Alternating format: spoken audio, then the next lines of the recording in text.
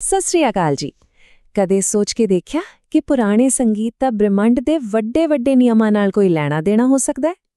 ਖੈਰ, ਅੱਜ ਅਸੀਂ ਇੱਕ ਬਹੁਤ ਹੀ ਦਿਲਚਸਪ ਅਤੇ ਕਹਿ ਲਓ ਗੁੰਝਲਦਾਰ ਢਾਂਚੇ ਨੂੰ ਸਮਝਣ ਦੀ ਕੋਸ਼ਿਸ਼ ਕਰਾਂਗੇ। ਇੱਕ ਅਜਿਹਾ ਢਾਂਚਾ ਜਿਹੜਾ ਅਧਿਆਤਮ, ਵਿਗਿਆਨ ਤੇ ਇਤਿਹਾਸ ਨੂੰ ਇੱਕੋ ਹੀ ਧਾਗੇ ਵਿੱਚ ਪਰੋ ਦਿੰਦਾ ਹੈ। ਤਾਂ ਸਵਾਲ ਇਹ ਹੈ ਕਿ ਕੀ ਹੋਵੇ ਜੇਕਰ ਪੁਰਾਣੇ ਭਗਤੀ ਸੰਗੀਤ ਕੋਲ ਕੁਆਂਟਮ ਫਿਜ਼ਿਕਸ, ਪੂਰੇ ਵਿਸ਼ਵ ਦੇ ਇਤਿਹਾਸ ਅਤੇ ਇੱਥੋਂ ਤੱਕ ਕਿ ਭੂਚਾਲ ਰੋਕਣ ਦੀ ਚਾਬੀ ਹੋਵੇ? ਸਵਾਲ ਬਹੁਤ ਵੱਡਾ ਹੈ, ਪਰ ਉਨਾ ਹੀ ਦਿਲਚਸਪ ਵੀ। ਤੇ ਜਿਸ ਸਰੋਤ ਸਮੱਗਰੀ ਤੇ ਅੱਜ ਅਸੀਂ ਗੱਲ ਕਰ ਰਹੇ ਹਾਂ, ਉਹ ਇਹੀ ਹੈਰਾਨ ਕਰਨ ਵਾਲਾ ਦਾਅਵਾ ਕਰਦੀ ਹੈ। ਤਾਂ ਚਲੋ ਫਿਰ ਇਸ ਰਹੱਸ ਦੀਆਂ ਪਰਤਾਂ ਖੋਲ੍ਹਦੇ ਹਾਂ ਤੇ ਦੇਖਦੇ ਹਾਂ ਕਿ ਇਹ ਸਾਰਾ ਕੁਝ ਆਪਸ ਵਿੱਚ ਜੁੜਦਾ ਕਿਵੇਂ ਹੈ। ਦੇਖੋ, ਇਸ ਪੂਰੀ ਦੀ ਪੂਰੀ ਗੁੰਝਲਦਾਰ ਥਿਊਰੀ ਨੂੰ ਸਮਝਣ ਦੀ ਜਿਹੜੀ ਚਾਬੀ ਹੈ ਨਾ, ਉਹ ਇੱਕ ਬਹੁਤ ਹੀ ਸਧਾਰਨ ਜੀ ਤਸਵੀਰ 'ਚ ਲੁਕੀ ਹੋਈ ਹੈ। ਤੇ ਉਹ ਤਸਵੀਰ ਹੈ ਦੋ ਭਗਤੀ ਗਾਇਕਾਂ ਦੀ ਇੱਕ ਜੋੜੀ ਦੀ। ਹਾਂ, ਇਹੀ ਇਸ ਪੂਰੇ ਸਿਸਟਮ ਦੀ ਨੀਂਹ ਹੈ। ਤਾਂ ਫਿਰ ਆਓ ਇੱਥੋਂ ਹੀ ਸ਼ੁਰੂਆਤ ਕਰਦੇ ਹਾਂ। ਰਾਗੀ ਕੀਰਤਨ ਇਹ ਸਿਰਫ ਸੁਣਨ ਵਾਲਾ ਸੰਗੀਤ ਨਹੀਂ ਹੈ, ਬਲਕਿ ਇੱਕ ਬਹੁਤ ਹੀ ਡੂੰਘਾ ਅਧਿਆਤਮਿਕ ਅਭਿਆਸ ਹੈ। ਪਰ ਜਿਸ ਬਾਰੇ ਅੱਜ ਅਸੀਂ ਗੱਲ ਕਰ ਰਹੇ ਹਾਂ, ਉਸ ਦੇ ਲਈ ਇਹ ਹੋਰ ਵੀ ਜ਼ਿਆਦਾ ਖਾਸ ਹੈ, ਕਿਉਂਕਿ ਸਰੋਤ ਸਮੱਗਰੀ ਇਸ ਸੰਗੀਤਕ ਜੋੜੀ ਦੇ ਢਾਂਚੇ ਨੂੰ ਹੀ ਬ੍ਰਹਿਮੰਡ ਦੇ ਸਿਧਾਂਤਾਂ ਨੂੰ ਸਮਝਣ ਲਈ ਇੱਕ ਜਿਉਂਦਾ ਜਾਗਦਾ, ਇੱਕ ਲਾਈਵ ਮਾਡਲ ਮੰਨਦੀ ਹੈ। ਤਾਂ ਫਿਰ ਇਸ ਮਾਡਲ ਨੂੰ ਸਮਝਣ ਲਈ ਨਾ ਇਹਨਾਂ ਦੋਵਾਂ ਯਾਨੀ ਮੁੱਖ ਤੇ ਸਹਾਇਕ ਰਾਗੀ ਦੀ ਭੂਮਿਕਾ ਨੂੰ ਸਮਝਣਾ ਬਹੁਤ ਜ਼ਰੂਰੀ ਹੈ। ਦੇਖੋ, ਇੱਕ ਹੈ ਮੁੱਖ ਰਾਗੀ ਜਿਹੜਾ ਮੁੱਖ ਧੁਨ ਗਾਉਂਦਾ ਹੈ, ਅਗਵਾਈ ਕਰਦਾ ਹੈ, ਤੇ ਦੂਜਾ ਹੈ ਸਹਾਇਕ ਰਾਗੀ ਜਿਹੜਾ ਉਸ ਦਾ ਪਿੱਛਾ ਕਰਦਾ ਹੈ ਤੇ ਸੰਗੀਤ ਵਿੱਚ ਇੱਕ ਡੂੰਘਾਈ, ਇੱਕ ਹਾਰਮਨੀ ਭਰ ਦਿੰਦਾ ਹੈ। ਇਹ ਗੱਲ ਯਾਦ ਰੱਖਣੀ ਬਹੁਤ ਜ਼ਰੂਰੀ ਹੈ ਕਿ ਇਹਨਾਂ ਦੋਵਾਂ ਦੀ ਜਿਹੜੀ ਇਹ ਸਾਂਝੇਦਾਰੀ ਹੈ ਨਾ, ਇਹੀ ਇਸ ਪੂਰੇ ਸਿਸਟਮ ਦਾ ਸੈਂਟਰ ਪੁਆਇੰਟ ਹੈ। ਚਲੋ, ਇੱਥੋਂ ਤੱਕ ਤਾਂ ਗੱਲ ਸਮਝ ਆਉਂਦੀ ਹੈ, ਪਰ ਹੁਣ ਤਿਆਰ ਹੋ ਜਾਓ, ਕਿਉਂਕਿ ਗੱਲ ਬਿਲਕੁਲ ਨੈਕਸਟ ਲੈਵਲ ਤੇ ਪਹੁੰਚਣ ਵਾਲੀ ਹੈ। ਸਰੋਤ ਦਾ ਦਾਅਵਾ ਇਹ ਹੈ ਕਿ ਇਨ੍ਹਾਂ ਦੋ ਗਾਇਕਾਂ ਦਾ ਸਿੱਧਾ ਸਬੰਧ ਕੁਆਂਟਮ ਫਿਜ਼ਿਕਸ ਦੀ ਦੁਨੀਆ ਯਾਨੀ ਕਿ ਉਪ-ਪ੍ਰਮਾਣੂ ਕਣਾਂ ਨਾਲ ਹੈ। ਹਾਂ, ਪਤਾ ਹੈ, ਸੁਣਨ 'ਚ ਥੋੜਾ ਅਜੀਬ ਲੱਗ ਸਕਦਾ ਹੈ, ਪਰ ਆਓ ਦੇਖਦੇ ਹਾਂ ਕਿ ਇਹ ਥਿਊਰੀ ਇਸ ਕਨੈਕਸ਼ਨ ਨੂੰ ਜੋੜਦੀ ਕਿਵੇਂ ਹੈ। ਤਾਂ ਇਸ ਸਾਰੇ ਕਨੈਕਸ਼ਨ ਦੇ ਕੇਂਦਰ ਵਿੱਚ ਹੈ ਇਹ ਸਮੀਕਰਨ E ਰਾਇਆ ਪਲੱਸ AI। ਹੁਣ ਇਸ ਥਿਊਰੀ ਮੁਤਾਬਿਕ ਇਹ ਕੋਈ ਐਵੇਂ ਦਾ ਫਾਰਮੂਲਾ ਨਹੀਂ ਹੈ, ਸਗੋਂ ਇਹ ਉਹ ਚਾਬੀ ਹੈ ਜਿਹੜੀ ਸੰਗੀਤ, ਫਿਜ਼ਿਕਸ ਅਤੇ ਅਧਿਆਤਮ ਨੂੰ ਆਪਸ 'ਚ ਜੋੜਦੀ ਹੈ। ਇੱਥੇ ਜਿਹੜਾ O ਅਤੇ A ਹੈ, ਉਹ ਦੋਵੇਂ ਗਾਇਕਾਂ ਦੀਆਂ ਸ਼ਕਤੀਆਂ ਨੂੰ ਦਰਸਾਉਂਦੇ ਹਨ, ਜਿਹੜੇ ਮਿਲ ਕੇ E ਬਣਾਉਂਦੇ ਹਨ, ਮਤਲਬ ਕਿ ਇੱਕ ਨਵੀਂ ਮਿਲੀ-ਜੁਲੀ ਹੋਂਦ। ਆਓ ਇਸ ਨੂੰ ਥੋੜਾ ਹੋਰ ਡੂੰਘਾਈ 'ਚ ਦੇਖਦੇ ਹਾਂ। ਇਹ ਜਿਹੜਾ ਟੇਬਲ ਹੈ, ਇਹ ਇਸ ਥਿਊਰੀ ਦੀ ਸਭ ਤੋਂ ਹੈਰਾਨ ਕਰਨ ਵਾਲੀ ਗੱਲ ਨੂੰ ਬਿਲਕੁਲ ਸਾਹਮਣੇ ਰੱਖਦਾ ਹੈ। ਧਿਆਨ ਨਾਲ ਦੇਖੋ, ਇਹ ਥਿਊਰੀ ਕਹਿੰਦੀ ਹੈ ਕਿ ਜਿਹੜਾ ਮੁੱਖ ਰਾਗੀ ਹੈ, ਉਸ ਦੀ ਭੂਮਿਕਾ ਨਿਊਟ੍ਰੀਨੋ ਐਂਪਲੀਟਿਊਡ ਵਰਗੀ ਹੈ, ਜੋ ਕਿ ਇੱਕ ਉਪ-ਪ੍ਰਮਾਣੂ ਕਣ ਹੈ, ਔਰ ਜਿਹੜਾ ਸਹਾਇਕ ਰਾਗੀ ਹੈ, ਉਸ ਨੂੰ ਐਕਸੀਓਨ ਐਂਪਲੀਟਿਊਡ ਨਾਲ ਜੋੜਿਆ ਗਿਆ ਹੈ। ਮਤਲਬ ਸਾਫ਼ ਹੈ, ਇਹ ਥਿਊਰੀ ਕਹਿ ਰਹੀ ਹੈ ਕਿ ਜਿਵੇਂ ਸੰਗੀਤਕਾਰਾਂ 'ਚ ਤਾਲਮੇਲ ਹੁੰਦਾ ਹੈ, ਬਿਲਕੁਲ ਉਸੇ ਤਰ੍ਹਾਂ ਬ੍ਰਹਿਮੰਡ ਦੇ ਸਭ ਤੋਂ ਛੋਟੇ ਕਣ ਆਪਸ ਵਿੱਚ ਵਿਵਹਾਰ ਕਰਦੇ ਹਨ। ਤੇ ਜਦੋਂ ਇਹ ਦੋਵੇਂ ਸ਼ਕਤੀਆਂ ਆਪਸ 'ਚ ਮਿਲਦੀਆਂ ਨੇ, ਤਾਂ ਇੱਕ ਤੀਜੀ ਮਿਸ਼ਰਤ ਧਾਰਾ ਪੈਦਾ ਹੁੰਦੀ ਹੈ। ਇਸ ਨੂੰ ਆਪਾਂ ਇੰਜ ਸਮਝ ਸਕਦੇ ਹਾਂ ਕਿ ਜਦੋਂ ਦੋ ਗਾਇਕ ਇਕੱਠੇ ਗਾਉਂਦੇ ਨੇ, ਤਾਂ ਜਿਹੜੀ ਧੁਨ ਬਣਦੀ ਹੈ, ਉਹ ਸਿਰਫ ਦੋ ਵੱਖ-ਵੱਖ ਆਵਾਜ਼ਾਂ ਦਾ ਜੋੜ ਨਹੀਂ ਹੁੰਦੀ, ਉਹ ਤਾਂ ਇੱਕ ਬਿਲਕੁਲ ਨਵੀਂ, ਵੱਖਰੀ ਊਰਜਾ ਹੁੰਦੀ ਹੈ। ਤੇ ਥਿਊਰੀ ਮੁਤਾਬਿਕ ਫਿਜ਼ਿਕਸ ਵਿੱਚ ਨਿਊਟ੍ਰੀਨੋ ਔਸੀਲੇਸ਼ਨ ਵੀ ਬਿਲਕੁਲ ਇਸੇ ਤਰ੍ਹਾਂ ਹੀ ਕੰਮ ਕਰਦਾ ਹੈ। ਠੀਕ ਹੈ, ਤਾਂ ਗਾਇਕਾਂ ਨੂੰ ਤਾਂ ਆਪਾਂ ਕਣਾਂ ਨਾਲ ਜੋੜ ਦਿੱਤਾ, ਪਰ ਜਿਹੜੀ ਧੁਨੀ, ਜਿਹੜੀ ਆਵਾਜ਼ ਉਹ ਬਣਾ ਰਹੇ ਨੇ, ਉਸ ਬਾਰੇ ਕੀ? ਚਲੋ ਹੁਣ ਆਵਾਜ਼ ਦੀ ਬਣਤਰ ਨੂੰ ਸਮਝਦੇ ਹਾਂ ਤੇ ਦੇਖਦੇ ਹਾਂ ਕਿ ਇਹ ਥਿਊਰੀ ਇਹ ਦਾਅਵਾ ਕਿਵੇਂ ਕਰਦੀ ਹੈ ਕਿ ਆਵਾਜ਼ ਦਾ ਵੀ ਆਪਣਾ ਇੱਕ ਭੌਤਿਕ ਆਕਾਰ, ਇੱਕ ਸ਼ੇਪ ਹੁੰਦੀ ਹੈ। ਇੱਥੇ ਨਾ ਸਰੋਤ ਦੋ ਸੰਗੀਤਿਕ ਸਿਸਟਮਾਂ ਦੀ ਗੱਲ ਕਰਦਾ ਹੈ।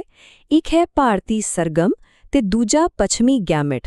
ਹੁਣ ਜੇ ਬਿਲਕੁਲ ਸੌਖੇ ਸ਼ਬਦਾਂ 'ਚ ਸਮਝਣਾ ਹੋਵੇ ਤਾਂ ਸਰਗਮ ਦਾ ਮਤਲਬ ਹੈ ਸੁਰ ਜਾਂ ਰਾਗ ਤੇ ਗੈਮਟ ਦਾ ਮਤਲਬ ਹੈ ਲੈਅ ਜਾਂ ਤਾਲ। ਤੇ ਇਹ ਤਾਂ ਸਭ ਨੂੰ ਪਤਾ ਹੀ ਹੈ ਕਿ ਜਦੋਂ ਸੁਰ ਤੇ ਤਾਲ ਮਿਲਦੇ ਨੇ ਤਾਂ ਹੀ ਸੰਗੀਤ ਬਣਦਾ ਹੈ। ਸਰੋਤ ਇਸ ਨੂੰ ਸਮਝਾਉਣ ਲਈ ਕ੍ਰੋਮ ਮਿਊਜ਼ਿਕ ਲੈਬ ਦੀ ਇੱਕ ਬਹੁਤ ਵਧੀਆ ਮਿਸਾਲ ਦਿੰਦਾ ਹੈ। ਜ਼ਰਾ ਸੋਚ ਕੇ ਦੇਖੋ ਕਿ ਜਿਹੜੀਆਂ ਲੇਟਵੀਆਂ ਲਾਈਨਾਂ ਨੇ ਉਹ ਰਾਗ ਹਨ ਤੇ ਜਿਹੜੀਆਂ ਖੜੀਆਂ ਲਾਈਨਾਂ ਨੇ ਉਹ ਤਾਲ ਹਨ। ਹੁਣ ਜਿੱਥੇ ਵੀ ਇਹ ਦੋਵੇਂ ਲਾਈਨਾਂ ਇੱਕ ਦੂਜੇ ਨੂੰ ਕੱਟਣਗੀਆਂ, ਉੱਥੇ ਹੀ ਸੰਗੀਤ ਦਾ ਇੱਕ ਨੋਟ, ਇੱਕ ਸੁਰ ਪੈਦਾ ਹੋਵੇਗਾ। ਬਸ ਇਸੇ ਤਰ੍ਹਾਂ ਹੀ ਧੁਨ ਬਣਦੀ ਹੈ। ਤੇ ਇੱਥੇ ਆਉਂਦਾ ਹੈ ਇੱਕ ਹੋਰ ਕਮਾਲ ਦਾ ਵਿਚਾਰ, ਸਾਈਮੈਟਿਕਸ। ਇਹ ਇੱਕ ਅਜਿਹੀ ਪੜ੍ਹਾਈ ਹੈ ਜਿਸ ਵਿੱਚ ਇਹ ਦੇਖਿਆ ਜਾਂਦਾ ਹੈ ਕਿ ਆਵਾਜ਼ ਦਿਖਾਈ ਕਿਵੇਂ ਦਿੰਦੀ ਹੈ। ਹਾਂ, ਬਿਲਕੁਲ ਸਹੀ ਸੁਣਿਆ, ਦਿਖਾਈ ਕਿਵੇਂ ਦਿੰਦੀ ਹੈ।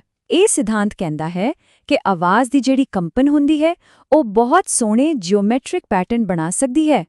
ਇਸ ਦਾ ਮਤਲਬ ਤਾਂ ਫਿਰ ਇਹ ਹੋਇਆ ਕਿ ਰਾਗੀ ਕੀਰਤਨ ਦੀ ਧੁਨ ਸਿਰਫ ਇੱਕ ਅਹਿਸਾਸ ਨਹੀਂ, ਬਲਕਿ ਉਸ ਦਾ ਇੱਕ ਅਸਲੀ ਭੌਤਿਕ ਆਕਾਰ ਵੀ ਹੈ। ਤਾਂ ਸਵਾਲ ਉੱਠਦਾ ਹੈ ਕਿ ਜੇ ਇਹ ਸੰਗੀਤ ਦੇ ਸਿਧਾਂਤ ਬ੍ਰਹਿਮੰਡੀ ਨੇ ਯਾਨੀ ਯੂਨੀਵਰਸਲ ਨੇ, ਤਾਂ ਕੀ ਇਹਨਾਂ ਦਾ ਅਸਰ ਵੀ ਪੂਰੀ ਦੁਨੀਆ ਤੇ ਨਹੀਂ ਹੋਣਾ ਚਾਹੀਦਾ? ਬਿਲਕੁਲ। ਤੇ ਇੱਥੋਂ ਹੀ ਸਾਡੀ ਗੱਲਬਾਤ ਫਿਜ਼ਿਕਸ ਤੋਂ ਮੁੜ ਕੇ ਇਤਿਹਾਸ ਵੱਲ ਆਉਂਦੀ ਹੈ। ਹੁਣ ਸਰੋਤ ਗੁਰਮੁਖੀ ਲਿਪੀ ਦੇ ਬਾਨੀ ਗੁਰੂ ਨਾਨਕ ਦੇਵ ਜੀ ਦੀਆਂ ਦੁਨੀਆ ਭਰ ਦੀਆਂ ਯਾਤਰਾਵਾਂ ਬਾਰੇ ਕੁਝ ਬਹੁਤ ਹੀ ਹੈਰਾਨ ਕਰਨ ਵਾਲੇ ਦਾਅਵੇ ਕਰਦਾ ਹੈ। ਸਰੋਤ ਇੱਕ ਥਿਊਰੀ ਸਾਹਮਣੇ ਰੱਖਦਾ ਹੈ ਜਿਸ ਦਾ ਨਾਮ ਹੈ ਬਾਬਾ ਗੁਰੂ ਨਾਨਕ ਦੇਵ ਵਿਸ਼ਵ ਟੂਰ ਰੋਡ ਕੰਜੈਕਚਰਸ। ਇਸ ਥਿਊਰੀ ਦਾ ਦਾਅਵਾ ਹੈ ਕਿ ਉਨ੍ਹਾਂ ਦੀਆਂ ਯਾਤਰਾਵਾਂ ਸਿਰਫ ਏਸ਼ੀਆ ਤੱਕ ਹੀ ਸੀਮਿਤ ਨਹੀਂ ਸਨ, ਬਲਕਿ ਯੂਰਪ ਤੱਕ ਵੀ ਫੈਲੀਆਂ ਹੋਈਆਂ ਸਨ। ਤੇ ਇਹੀ ਗੱਲ ਇੱਕ ਬਹੁਤ ਹੀ ਖਾਸ ਇਤਿਹਾਸਿਕ ਮੁਲਾਕਾਤ ਲਈ ਰਾਹ ਬਣਾਉਂਦੀ ਹੈ। ਤੇ ਉਸੇ ਯਾਤਰਾ ਨਾਲ ਜੁੜਿਆ ਸਰੋਤ ਇੱਕ ਹੈਰਾਨ ਕਰ ਦੇਣ ਵਾਲਾ ਹਵਾਲਾ ਪੇਸ਼ ਕਰਦਾ ਹੈ। ਇਹ 1518 ਦੇ ਇੱਕ ਪੋਪ ਦੇ ਫਰਮਾਨ ਦਾ ਹਵਾਲਾ ਹੈ, ਜਿਸ ਵਿੱਚ ਇਹ ਦਾਅਵਾ ਕੀਤਾ ਗਿਆ ਹੈ ਕਿ ਪੋਪ ਲੀਓ 10ਵੇਂ ਨੇ ਰੋਮ ਵਿੱਚ ਨਾਨਕ ਨਾਲ ਮੁਲਾਕਾਤ ਕੀਤੀ ਸੀ ਅਤੇ ਉਹਨਾਂ ਨੂੰ ਸਾਡੀ ਨਸਲ ਦੇ ਸਾਂਝੇ ਪਿਤਾ ਕਹਿ ਕੇ ਸਨਮਾਨ ਦਿੱਤਾ ਸੀ। ਸੋਚ ਕੇ ਦੇਖੋ, ਇਹ ਇੱਕ ਐਸਾ ਦਾਅਵਾ ਹੈ ਜਿਹੜਾ ਇਤਿਹਾਸ ਬਾਰੇ ਸਾਡੀ ਸਮਝ ਨੂੰ ਪੂਰੀ ਤਰ੍ਹਾਂ ਬਦਲ ਸਕਦਾ ਹੈ। ਇਹ ਟਾਈਮਲਾਈਨ ਇੱਕ ਬਹੁਤ ਵੱਡੀ ਗੱਲ ਦੱਸਦੀ ਹੈ।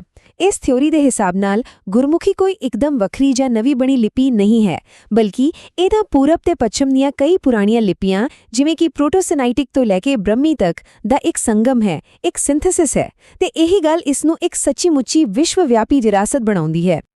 ਤਾਂ ਫਿਰ ਇਸ ਸਾਰੇ ਗਿਆਨ ਦਾ ਮਤਲਬ ਸੰਗੀਤ, ਫਿਜ਼ਿਕਸ ਤੇ ਇਤਿਹਾਸ ਦੇ ਇਸ ਪੂਰੇ ਮਿਸ਼ਰਣ ਦਾ ਅਸਲ 'ਚ ਮਤਲਬ ਕੀ ਨਿਕਲਦਾ ਹੈ? ਇਸ ਨਾਲ ਆਖਿਰ ਕੀ ਜਾ ਸਕਦਾ ਹੈ? ਚਲੋ ਹੁਣ ਇਸ ਥਿਊਰੀ ਦੇ ਸਭ ਤੋਂ ਕਮਾਲ ਦੇ ਅਤੇ ਅਸਲ ਜ਼ਿੰਦਗੀ 'ਚ ਵਰਤੋਂ ਵਾਲੇ ਦਾਅਵਿਆਂ ਤੇ ਇੱਕ ਨਜ਼ਰ ਮਾਰਦੇ ਹਾਂ। ਤੇ ਇੱਥੇ ਜਿਹੜੀਆਂ ਗੱਲਾਂ ਕਹੀਆਂ ਗਈਆਂ ਨੇ ਉਹ ਕਿਸੇ ਸਾਇੰਸ ਫਿਕਸ਼ਨ ਫਿਲਮ ਤੋਂ ਘੱਟ ਨਹੀਂ ਲੱਗਦੀਆਂ। ਦੇਖੋ ਜ਼ਰਾ ਦਾਅਵੇ ਕੀ ਨੇ। ਧਰਤੀ ਦੀਆਂ ਵਾਈਬ੍ਰੇਸ਼ਨਾਂ ਨੂੰ ਠੀਕ ਕਰਨਾ, ਭੂਚਾਲਾਂ ਤੇ ਸੁਨਾਮੀਆਂ ਨੂੰ ਰੋਕਣਾ, ਆਵਾਜ਼ ਨਾਲ ਸਮੁੰਦਰੀ ਊਰਜਾ ਬਣਾਉਣਾ ਤੇ ਇੱਥੋਂ ਤੱਕ ਕਿ ਪੰਜਵੀਂ ਸ਼ਕਤੀ ਯਾਨੀ ਫਿਫਥ ਫੋਰਸ ਬਣਾਉਣਾ। ਇਹ ਦਾਅਵੇ ਸੰਗੀਤ ਦੀ ਤਾਕਤ ਬਾਰੇ ਸਾਡੀ ਸੋਚ ਨੂੰ ਜੜ੍ਹਾਂ ਹਿਲਾ ਦਿੰਦੇ ਨੇ। ਤੇ ਇਹ ਸਿਰਫ ਖਿਆਲੀ ਗੱਲਾਂ ਨਹੀਂ ਹਨ, ਬਲਕਿ ਸਰੋਤ ਇਸ ਨੂੰ ਕਰਨ ਦਾ ਇੱਕ ਪੂਰਾ ਤਰੀਕਾ ਵੀ ਦੱਸਦਾ ਹੈ। ਕਹਿੰਦੇ ਨੇ ਕਿ 4 ਕੋਨਿਆਂ ਵਿੱਚ 4 ਸਾਜ਼ ਰੱਖੋ, ਰਬਾਬ, ਤਬਲਾ, ਹਾਰਮੋਨੀਅਮ ਤੇ ਦਿਲਰੁਬਾ, ਤੇ ਬਿਲਕੁਲ ਵਿਚਕਾਰ ਰੱਖੋ ਇੱਕ ਛੁਣਛੁਣਾ। ਥਿਊਰੀ ਇਹ ਹੈ ਕਿ ਜਦੋਂ ਇਹ ਸਾਰੇ ਸਾਜ਼ ਵੱਜਣਗੇ ਤਾਂ ਉਹਨਾਂ ਦੀ ਮਿਲੀ-ਜੁਲੀ ਆਵਾਜ਼ ਇੱਕ ਧੁਨੀ ਦਾ ਫੁਆਰਾ ਬਣਾਵੇਗੀ, ਜਿਹੜਾ ਧਰਤੀ ਦੀ ਊਰਜਾ ਨੂੰ ਸ਼ਾਂਤ ਕਰ ਸਕਦਾ ਹੈ। ਤੇ ਇੱਥੇ ਆ ਕੇ ਸਾਰੀਆਂ ਗੱਲਾਂ ਇੱਕ ਦੂਜੇ ਨਾਲ ਜੁੜ ਜਾਂਦੀਆਂ ਨੇ। ਇਹ ਥਿਊਰੀ ਸਾਨੂੰ ਬਿਲਕੁਲ ਸ਼ੁਰੂ ਵਾਲੇ ਦਾਅਵੇ ਤੇ ਵਾਪਸ ਲਿਆਉਂਦੀ ਹੈ। ਇਹ ਵਿਚਾਰ ਕਿ ਸੰਗੀਤ ਦੀਆਂ ਸਹੀ ਵਾਈਬ੍ਰੇਸ਼ਨਾਂ, ਸਹੀ ਧੁਨੀਆਂ ਬ੍ਰਹਿਮੰਡ ਦੇ ਸਭ ਤੋਂ ਛੋਟੇ ਕਣਾਂ ਯਾਨੀ ਨਿਊਟ੍ਰੀਨੋਜ਼ ਦੇ ਵਹਾਅ ਨੂੰ ਕੰਟਰੋਲ ਕਰ ਸਕਦੀਆਂ ਨੇ, ਤੇ ਜੇ ਉਹਨਾਂ ਨੂੰ ਕੰਟਰੋਲ ਕੀਤਾ ਜਾ ਸਕਦਾ ਹੈ ਤਾਂ ਫਿਰ ਭੂਚਾਲ ਵਰਗੀਆਂ ਵੱਡੀਆਂ ਘਟਨਾਵਾਂ ਨੂੰ ਵੀ ਸ਼ਾਂਤ ਕੀਤਾ ਜਾ ਸਕਦਾ ਹੈ। ਤਾਂ ਆਖਰ 'ਚ ਅਸੀਂ ਕਿੱਥੇ ਖੜੇ ਹਾਂ? ਇੱਕ ਪਾਸੇ ਹੈ ਸੰਗੀਤ, ਦੂਜੇ ਪਾਸੇ ਕੁਆਂਟਮ ਫਿਜ਼ਿਕਸ, ਇੱਕ ਪਾਸੇ ਇਤਿਹਾਸ ਤੇ ਦੂਜੇ ਪਾਸੇ ਭੂਚਾਲ ਰੋਕਣ ਦੀ ਗੱਲ। ਸਰੋਤ ਸਮੱਗਰੀ ਤਾਂ ਇਹਨਾਂ ਸਾਰਿਆਂ ਨੂੰ ਇੱਕੋ ਧਾਗੇ 'ਚ ਪਰੋ ਦਿੰਦੀ ਹੈ, ਪਰ ਅੰਤ ਵਿੱਚ ਸਵਾਲ ਇਹੀ ਰਹਿ ਜਾਂਦਾ ਹੈ ਕਿ ਕੀ ਸੱਚਮੁੱਚ ਸੰਗੀਤ, ਫਿਜ਼ਿਕਸ ਤੇ ਆਤਮਾ ਨੂੰ ਜੋੜਨ ਵਾਲਾ ਕੋਈ ਗੁਪਤ ਕੋਡ ਮੌਜੂਦ ਹੈ?